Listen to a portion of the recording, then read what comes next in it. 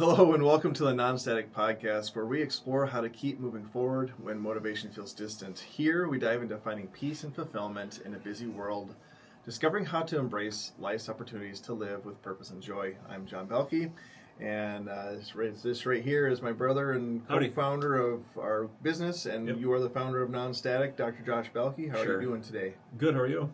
I'm doing well. Sounds like you're a little lacking in the sleep department. I am lacking in the sleep department, and I'm sure you're just super anxious to find out why. I am. Well, that's one of the things that Americans love to brag about is the lack of sleep that we all have. So let's just dive right into the fray. Lack of sleep, and also since we're in the Midwest, we can talk about the weather too, but not today. My family has been battling symptoms of disease, the ick of the itis, and what have you, and our littlest one, Vivian, she's 2.5. To help her sleep one night, she had an idea in her head. Hey, I want some ice water, and so we put some ice cubes in her water and didn't think anything of it. Well, she has come very accustomed to having ice water at night. So last night we gave her ice water, and then she fell asleep after about an hour and a half of trying to get her to sleep. And then about 2 or 3 in the morning, she wakes up wanting ice water.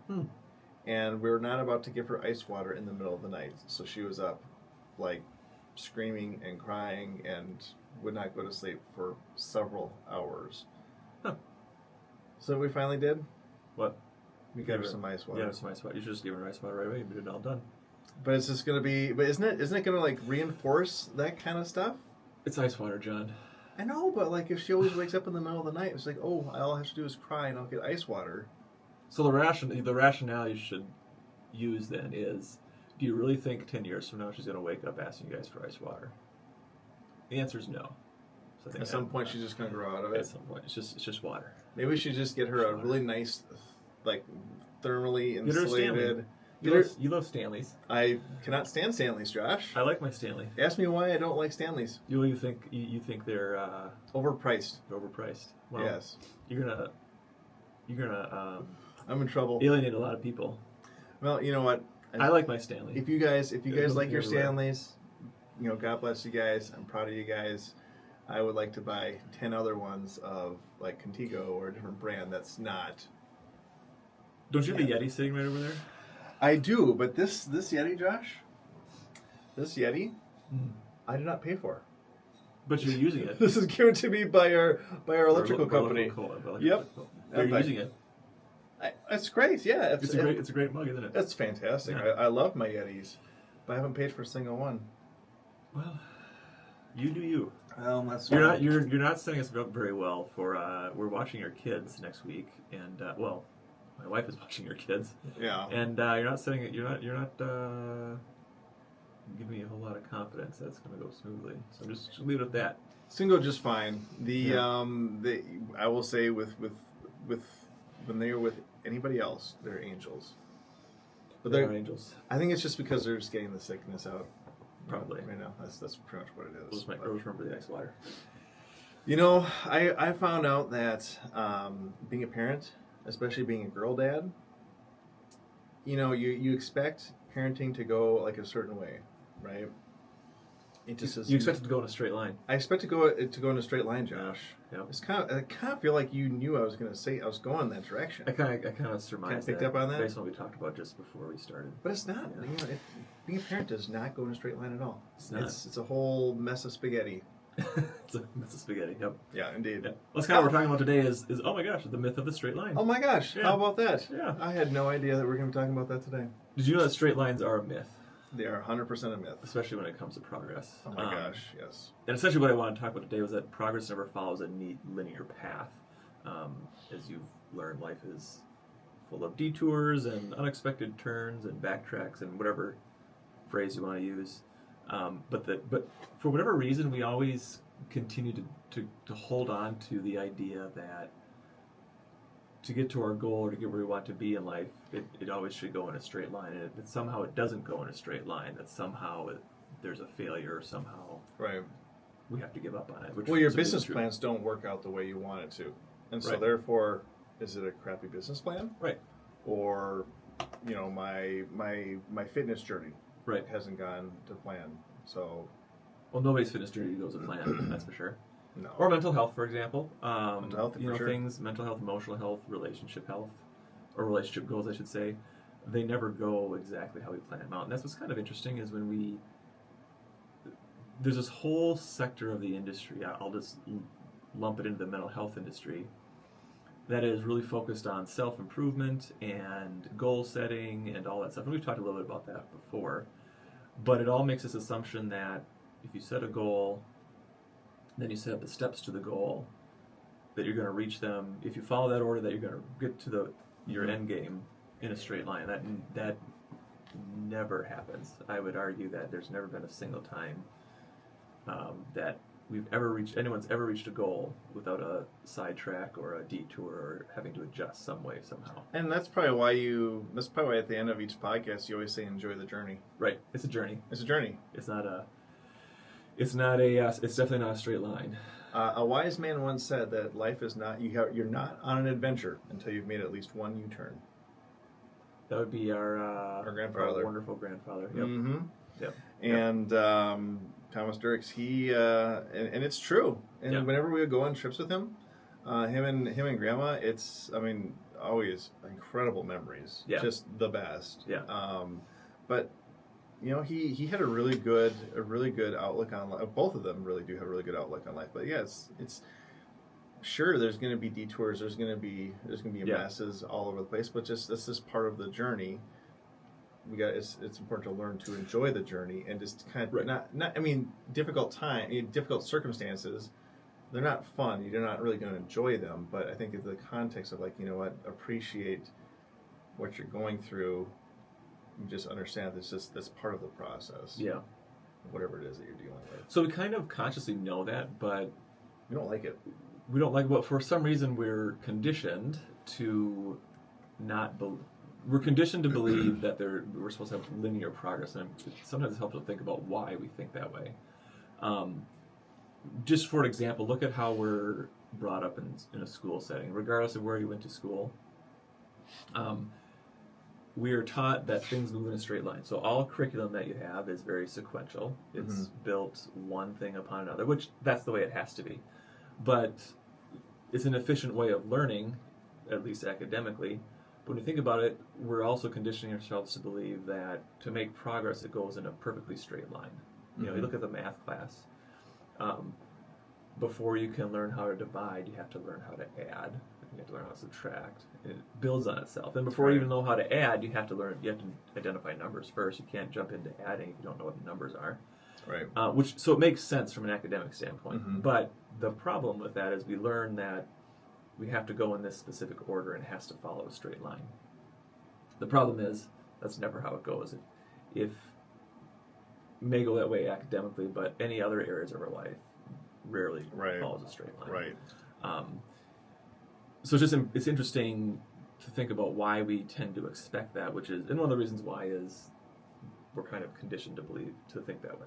Right. But if you look at successful people, or a lot of successful people, their success never follows a straight line. Steve Jobs was fired from Apple before he turned Apple into the juggernaut that it is today. Yeah.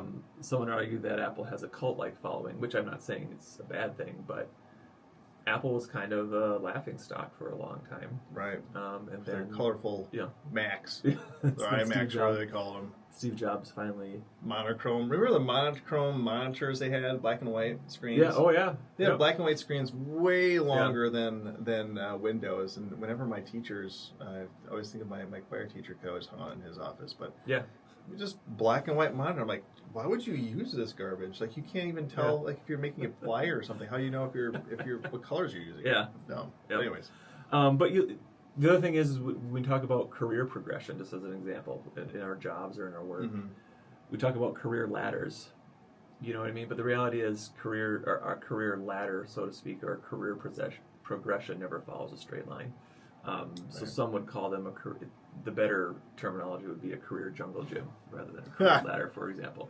So it's we kind of have trained ourselves to think that things have to go in a straight line, and that's just simply not the way life goes. I think maybe in some ways, like concepts like a career ladder, I think it's good for an outline for people. Like, okay, Right. so if I take these steps, Yeah. there's some reasonable expectations. Like I can get to this position in Yeah. in this company, in this career, whatever. Which it gives you a good foundation. But my gosh, you probably talk to any executive, and then none of them will say it went exactly the way. Correct. This ladder, it's exactly what I followed the ladder, and that's just what happened. A lot of it is who you know, what you know, and being in the right place at the right time. We're just having the right experience at the well, and the fact of the matter is, our breakthroughs in our lives or progress in our lives actually typically happens sideways. You know, I'm not saying we stumble onto success, but What do you mean by sideways? usually, well, for example, you have a career pathway or a idea of how you're going to progress in your chosen career, and it inevitably doesn't go the right way. And so you hit a roadblock and you have to step sideways. That's kind of what I'm referring to, is having to adjust as you're going. It's important to keep that in mind, just because you're faced with a barrier. The reality of progress is that doesn't always happen. Yeah. In a perfectly straight line. Do you have a personal example of that? Personal example. Oh, you're putting me on the spot now. For example, I've got about 1 million of them. Right. Well, just very simply stated, back when I was 16, I failed my first driver's test, for example. Well, that's a really simple. You had SARS, though. That's a very... No, I didn't actually. You didn't have SARS? I didn't. No, I didn't. Nope. Inside joke. So I failed my first driver's test. Does that mean I'm never allowed to drive again? Absolutely not. Right. I just took it. I kept taking it until I passed. Right. It only took one other time, I would add. But I had a friend who took it 4 times. Oh my gosh. You know, and one more time, we have to take the whole course over again. right. Now, obviously, that's not too big of a deal, right? Right. Getting your driver's license is not that big of a deal. But it kind of bears thinking about from the standpoint.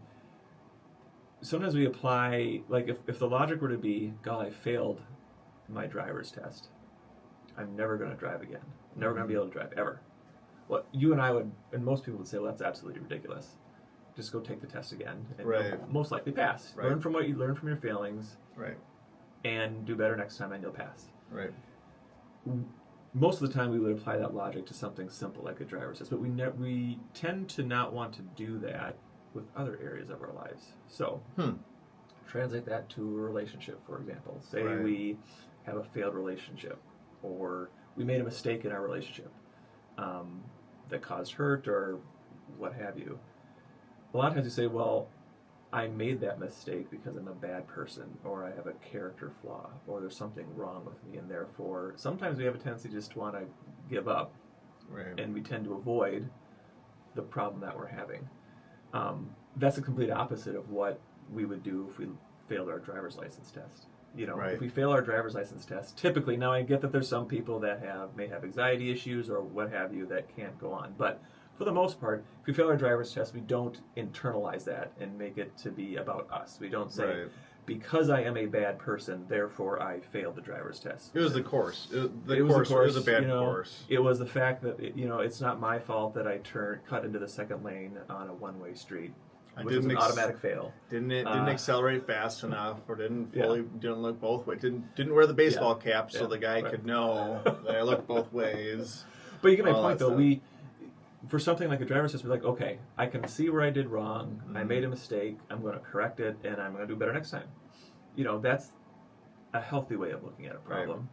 But in other areas where we expect to see progress, sometimes we internalize it and make it about us from the standpoint that we see that there's something intrinsically wrong with ourselves, and therefore we tend to give up, we get overwhelmed, or we just try to ignore the problem rather than trying to make progress with it. So my point is, really the path of progress is to try, and then to fail, and then to try again, and at some point along the way you're going to discover how to be successful in whatever goal you've achieved. It sounds a lot like I've heard cases with, we have a substance use company, a program, and talking with our LADC director, Kevin, he's mentioned, he told me many stories of people who have, maybe gone through treatment, 4, 5, 6 times, or have been arrested for a number of drug violations, that kind of thing, and they keep on trying and failing, and trying and failing, and all of a sudden,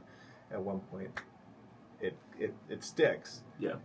And it's amazing. I mean, when people are able to have that kind of persistency when things just don't go their way, I think that's really cool. And I would say in that particular situation, the success of that person isn't because they finally applied the skills or whatever they learned that one last time. It's an accumulation of all the difficulties and failures that person has gone through. That's changed that's improved their character, that's grown their character, and has allowed them to at one point get to the point where they're ready to make a change or to achieve their goal in life. And that can be applied to many different areas of our life. And sometimes it's you mean let's just say someone goes through treatment like 3 or 4 or 5 times or whatever. I mean, it doesn't matter what. That's just the example coming off my head. You're not learning. You may not be learning anything new. Right. You probably aren't learning anything new, but maybe you weren't in the past. Maybe you weren't ready to hear a certain piece of information, and then after so many failures, after so many things that are have such a long period of struggle, finally something clicks, like a sentence clicks, and then like, okay, that all makes sense. And all of a sudden, like it's not like it's easy sailing after that, but it's a lot easier for them. It clicks and it holds, and then they make that change in their life. Yeah, it's kind of another way to put it, to kind of move it into more of a practical everyday application, is you look at like I mentioned, I like to pick on the self-help industry a lot, because really in the self-help, they're not telling us anything new. They're just telling us the same information in a different way. Right. An example of this morning, I was on the way to the gym. I didn't see you at the gym, by the way. I was not there. I got my gym at home now. Okay. Yeah. I was listening to Mel Robbins. Do you know who Mel Robbins is? Oh. It's okay if you don't. She's a podcaster. Isn't she Tony Robbins' spouse? Or I don't know that. All I know is she's a podcaster. That's about the extent of it. Anyway, she has millions of followers on the podcast. She has a great podcast. She's very relatable. And I think it's Tony Robbins' wife. Really? I think so. I'm going to look into that. I think so. That's fascinating. Yeah. Anyway, that would make sense now that I'm talking about it, because she said she talks about how dialed in her husband is with his discipline and whatever else. I bet you they're related. Okay, Tasha can edit this part out if it's completely erroneous. Anyway, she had an amazing nightly routine that she said was going to change everything for you. Oh wow! You want to hear what the nightly routine was? Go to bed at the same time. Pick your bedtime. That was the gist of it. Is set your bedtime. Now, right now we all write this down here. No, we all know that. But my guess would be, is there somebody out there that heard that and just you know what I mean? I'm not picking on that person. No, that actually makes a lot of sense. It stuck to with them. And that could be the little thing that changes their life in a positive way. Interesting. So it's just sometimes we just need to hear things differently, and sometimes we don't all arrive at the same place at the same time. So that's cool. Sorry, I just had a little bit of a scroll moment. I had to look it up. Sorry, Christopher Robbins. Mel is married to you, not Tony. We can toss it at that part about it. No, that's we can leave it in there. But that concept actually it's kind of a cool. I mean, you're saying the same thing just in a different time. Like, you are in control of your bedtime. Exactly. Right. Yeah. Not social media, or not scrolling the phone, or not. Yeah. Yeah. Yep. Just take some more control over your. I should probably use that. Her whole podcast. We're really digressing here. That podcast in particular talked a lot about the research behind decision fatigue, which is actually a very real thing that I've known about for a while. But she kind of boiled it down in a very interesting way. So what's that about? Listen. Decision fatigue is. Let me put it this way, and this is thanks to Mel Robbins' podcast. But guess how many decisions the average person makes every single day? I guess for myself, I'd say probably at least thousands. 35,000. 35,000 decisions every single day. That's about 32,000 more than I thought. And so the research. Wow. The research was looking at, well, why do people, you get to the end of the day and you just feel exhausted and you're just like, I don't feel like thinking anymore, I don't want to do anything. Yeah. Or you have that phenomenon where you're channel surfing or you're looking at previews on Netflix and you never really decide on what you want to watch. So I hate that. You wasted an hour. Yes. That's decision fatigue. And what the research has found is that the more decisions you make, you're draining that energy because your brain takes a lot of energy to function. If you look at the onset of AI, for example, one of the big challenges with artificial intelligence, ChatGPT, whatever have you, whatever else is out there, is it requires a ton of energy to function. And so the thing of our brains, our brains are making numerous calculations at any given second, and that takes a lot of energy. And so the concept of decision fatigue is that the more decisions you make and the more intense the decisions that you make are, the more tired you get towards the end of the day. And so that's where, at some point, your brain just actually struggles to make a decision.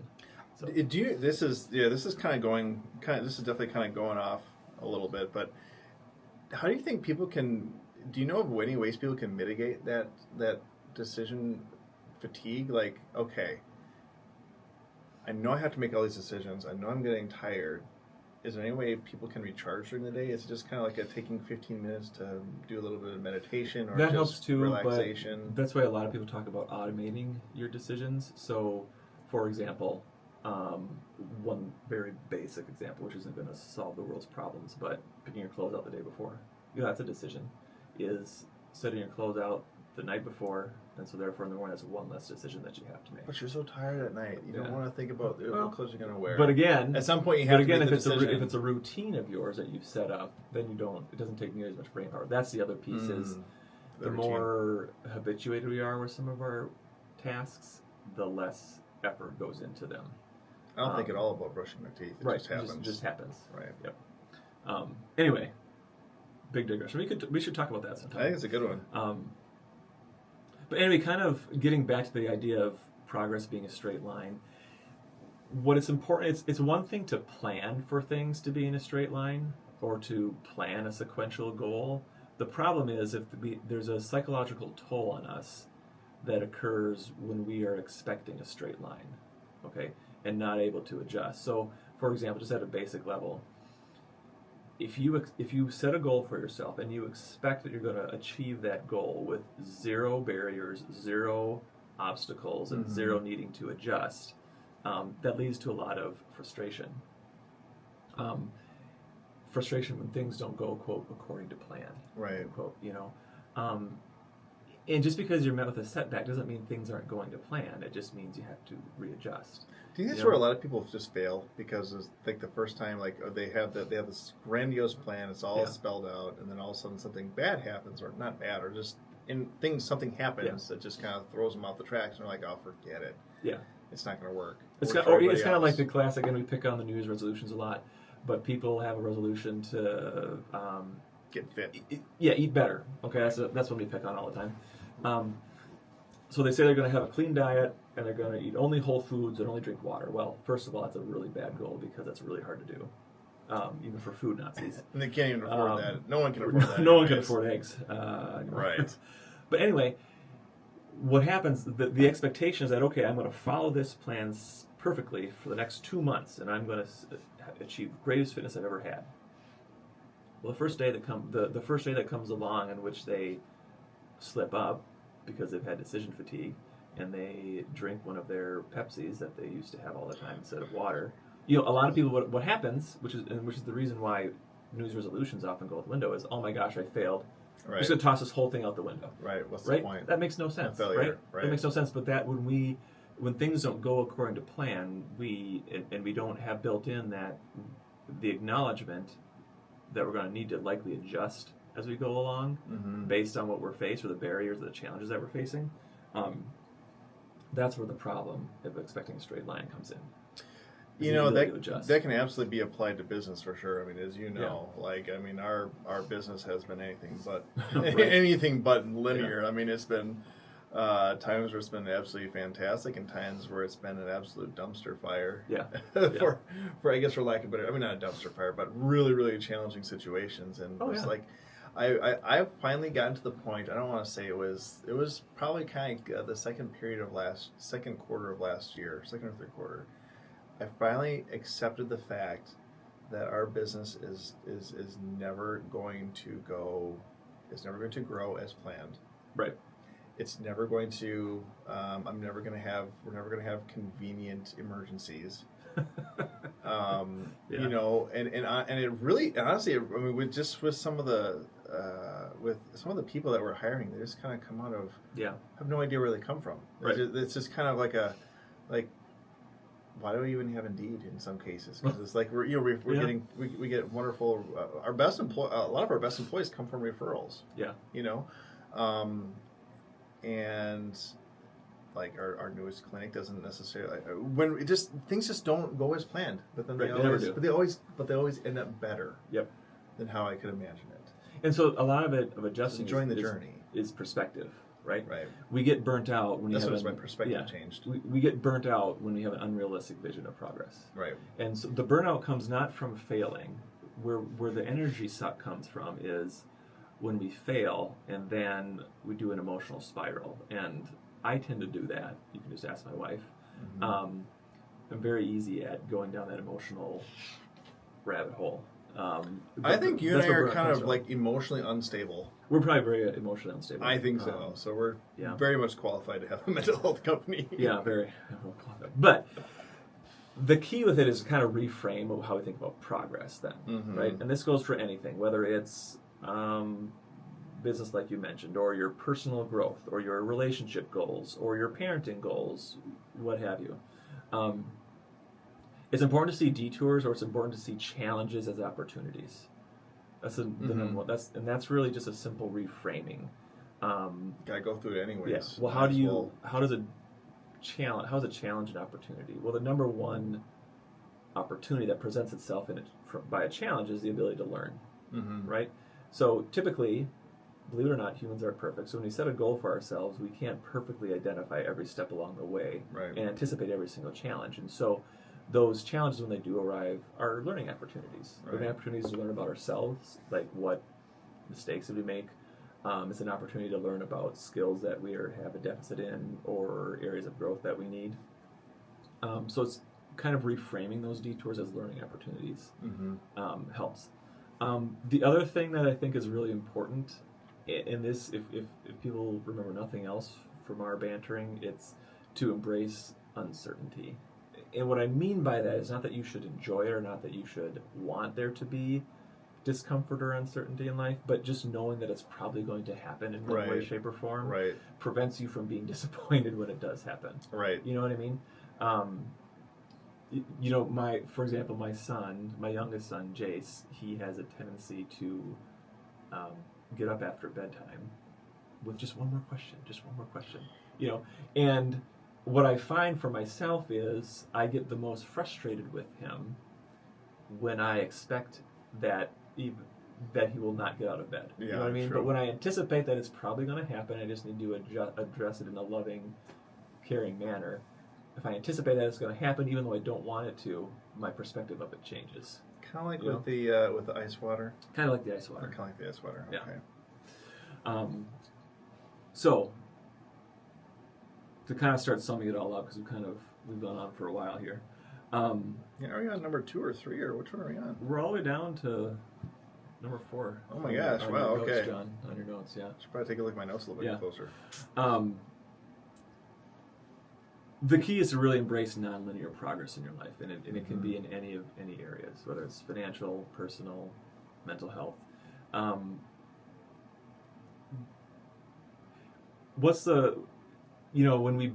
you think of straight lines, the closest way from point A to point B is a straight line, right? Right. That's why our U.S. the highways are built to be mostly straight. Right. Right. When they can, they're straight. Look at 35W. If you want to take Interstate 35. You start in Minnesota and go all the way south. It's a pretty darn straight line. Or that goes all the way down, doesn't it? Yeah, all the way down to Texas. Yeah. Jeez. Or I-90. That's another straight one. 169. Well, 169 is kind of winding, but it's relatively straight too. The straightest road is I-90 that I've ever been on. Is I-90 to through South Dakota to the Black Hills. That is one straight shot. I haven't gone that direction. You ever? Not that direction. You'll need to do some research and travel I-90 to the Black Hills. But anyway, it's a straight line. And why is it? Because it's the quickest way to get from southern Minnesota to the Black Hills is I-90 because it's a straight shot. There's no turning. That works great for highways. It doesn't work. That's just not how life works. Life is never a straight line. So it's better to think of your career, your life as a river rather than a highway. If you look at a river winds. It goes back and forth. It never follows a straight line, hardly ever. But it still gets to its destination. Right. It's just not always the straightest way we want it to be. There's new pathways too. Yep. And then look for what I call adjacent possibilities when things don't go as planned. Mm-hmm. It's not a matter of if they don't go as planned, it's when. And it's just important to look for different possibilities, different ways of addressing a problem when things don't go exactly as you wanted them to. We've all seen the squiggle of success memes on there on social media probably, where it shows you that someone who's successful has gone the spaghetti route rather than a straight line. So it's just important to keep that in mind. Well, that's kind of why you have your nonStatic logo the way it is too. Yeah. I mean, jumbled up brain. Yeah. It's all wound up to a nice ball of yarn. I think it's like a ball of yarn, right, or something. Anyways. But it's really important just to focus on long-term growth, regardless of what you're trying to achieve, or regardless of where you're going in life. Focus on long-term growth rather than short-term perfection. And in the financial world, people that invest, for example, or have 401ks or retirement plans, a good investment professional or finance professional will always tell their clients, you're playing the long game. Don't look at the immediate ups and downs. Look at the long game. Don't worry about the stock market today, guys. It's going to get better. Yeah. Promise. Yeah. Well, they would say it's on sale. It's on sale. It's almost on like rock bottom clearance prices right now, so I'm kind of excited. Yeah. Okay, so closing. Just keep in mind, the best stories, careers, and innovations are rarely straight lines, and you can pull any example of. There's no successful person that gets there by a straight line. Right. There's always upward progress. I don't think those that you do see. And I'm trying to. I know we're trying to wrap up, but those that you do see that probably do succeed in a straight line, you probably don't think all that highly of them. You probably think like, oh my gosh, they had life handed to them on a silver platter. Just by, I mean, maybe not, but like I would argue that such a person does not exist. But you could say. Well, some people are born with a silver spoon. Well, that is true. That's what I was getting at, and I don't mean to throw shade on them, but you're right. Some people are born with a silver spoon, and. But their attitude is different. Like they don't respect their status. They don't respect what has been given to them or what they've achieved because or they don't appreciate it as much as those of us who have had that struggle of victory. Yeah. Yep. That's what I was saying with that. Yeah. So, final thought. If you feel like your life is zigzagging or looping or even going backwards, it's a sign that you're on a real journey, not a predetermined track. Blazing trails. Blazing trails. I like it. Trailblazing. So we're on trail, man. Don't want to. What was that disease? The software. Dystery? Dystery or whatever. We're on trail. Dystery. Gotta play that again. Yeah. That was so much fun. I just did the hunting. That's all I did. Oh, I know, right? Got all the bullets.